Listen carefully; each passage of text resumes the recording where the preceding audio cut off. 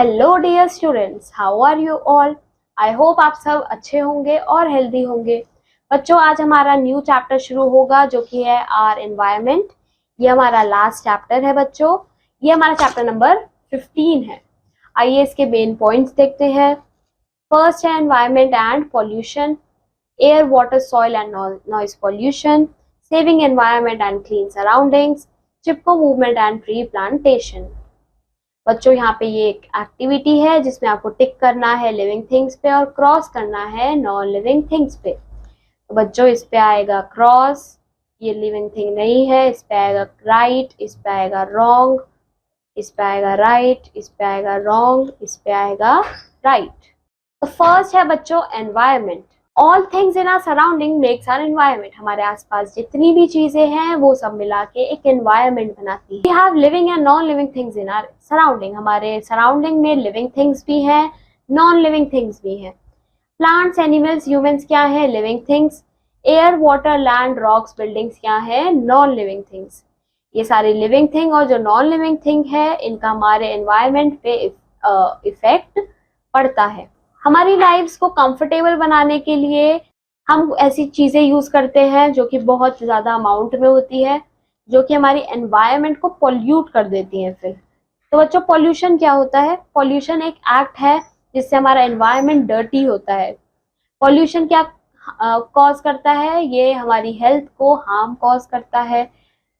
ये हमारे एनवायरनमेंट को पॉल्यूट कर देता है बाय आर रॉन्ग एक्टिविटीज, जैसे कि air pollution, water pollution, land pollution और नॉइज पॉल्यूशन।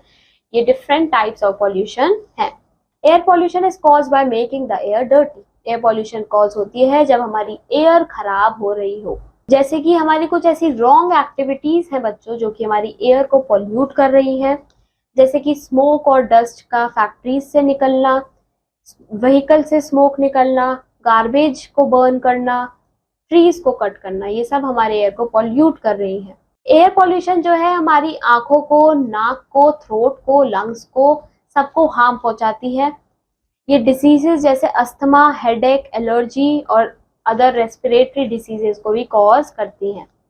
अब आता है वाटर पॉल्यूशन।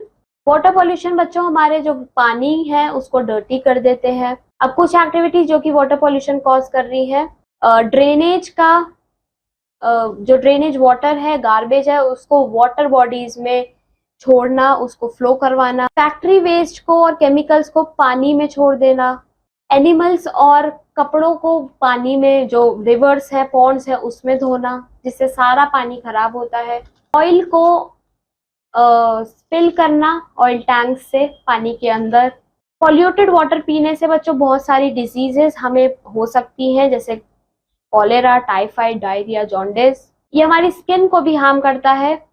पॉल्यूटेड वाटर जो होता है प्लांट्स और एनिमल्स को भी इफेक्ट करता है। अब आता है बच्चों सॉइल पॉल्यूशन। अब बच्चों, वो लैंड जिस पे हम रहते हैं उसको भी पॉल्यूट किया जा रहा है बहुत सारी रॉन्ग एक्टिविटीज से, जैसे कि गार्बेज को डंप करना रोड के साथ में और ओपन ग्राउंड में, जैसे कि प्लास्टिक हो गई, polythene bags, food, vegetables, metals, electronic goods को। ट्रीज को कट करना जो कि सॉइल रिमूवल को कॉज करती है लैंड से। फर्टिलाइजर्स, पेस्टिसाइड्स का एक्सेस यूज करना फार्मर्स के थ्रू।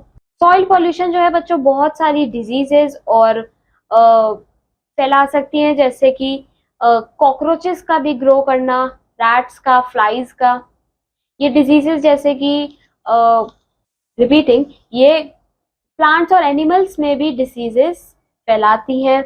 अगर कोई फूड बच्चों पॉल्यूटेड लैंड पे ग्रो करता है तो वो बहुत सारे हेल्थ प्रॉब्लम्स भी कॉज कर सकती है। नेक्स्ट है नॉइस पॉल्यूशन। बच्चों, लाउड साउंड जो है हमारे कानों के लिए बहुत अनप्लीजेंट है। उसे अगर हम ज्यादा टाइम तक सुने तो हमें ईयर में प्रॉब्लम हो सकती है। तो बच्चों, वो लाउड साउंड जो कि बहुत अनप्लेजेंट हो सुनने में, उसे हम नॉइस कहते हैं। तो नॉइस पॉल्यूशन कैसे होता है बच्चों? लाउड स्पीकर्स का बहुत तेज चलाना, व्हीकल्स, ट्रेन्स, एरोप्लेन्स के थ्रू भी लाउड साउंड निकलता है, हॉर्न्स का ब्लो करना, क्रैकर्स फोड़ना, मशीन्स, फैक्ट्रीज में से लाउड साउंड निकलना, म्यूजिक का बहुत तेज प्ले होना। तो बच्चों, नॉइस पॉल्यूशन जो है हमारे जो हियरिंग है उसको लॉस कर सकता है, हमारे सर में दर्द हो सकता है, हमें स्लीप प्रॉब्लम्स हो सकती हैं, हमें हार्ट डिजीजेस भी हो सकती हैं। अब आता है सेविंग द एनवायरमेंट। एनवायरमेंट को सेव करने के लिए बच्चों सबसे पहले हमें ट्रीज को कट करना रोकना पड़ेगा। दूसरा, ज्यादा से ज्यादा ट्रीज उगाने पड़ेंगे जिससे फ्रेश एयर और क्लीन एयर हमें मिलेगी। सीएनजी को यूज करना व्हीकल्स में, पेट्रोल और डीजल को नहीं करना। एयर फिल्टर्स का यूज करना फैक्ट्रीज में जिससे एयर पोल्यूशन रुके। क्लॉथ और पेपर बैग का यूज करना, पॉलिथीन बैग को अवॉइड करना। फैक्ट्री और ड्रेनेज सिस्टम को ट्रीट करना और उसको before flowing into water bodies, पानी में बहाने से पहले फैक्ट्री और ड्रेनेज वाटर जो है उसको साफ ट्रीट करना। डिफरेंट गार्बेज बिन्स को यूज करना ताकि ड्राई और वेट गार्बेज जो है उसको अलग अलग रखा जा सके। तो बच्चों हमें ये 3 आर्ट्स को फॉलो करना चाहिए। सबसे पहले रिड्यूस, वेस्ट को रिड्यूस करना। रीयूज, कुछ वेस्ट को दोबारा यूज करना। रिसाइकल, एक नया प्रोडक्ट बनाना वेस्ट से। अब आता है क्लीन सराउंडिंग्स। अगर हमारी सराउंडिंग्स बच्चों क्लीन हो, हमारा जो एनवायरनमेंट होगा वो भी क्लीन रहेगा। We should keep our house or rooms in it and area around it neat and clean. हमें अपने घर, रूम्स सबको क्लीन और नीट रखना चाहिए।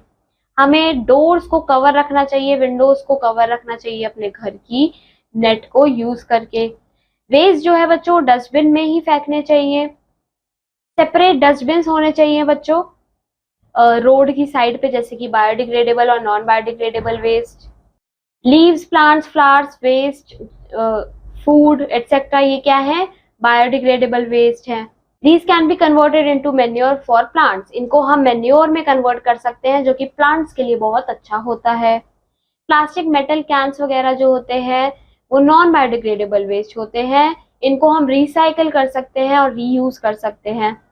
We should not let water collect around our houses. हमें अपने घर के आसपास पानी कलेक्ट नहीं होना चाहिए क्योंकि इसमें फिर मॉस्किटोज ग्रो करने लगते हैं और वो बहुत सारी बीमारियां फैला सकते हैं जैसे मलेरिया, डेंगू एटसेट्रा।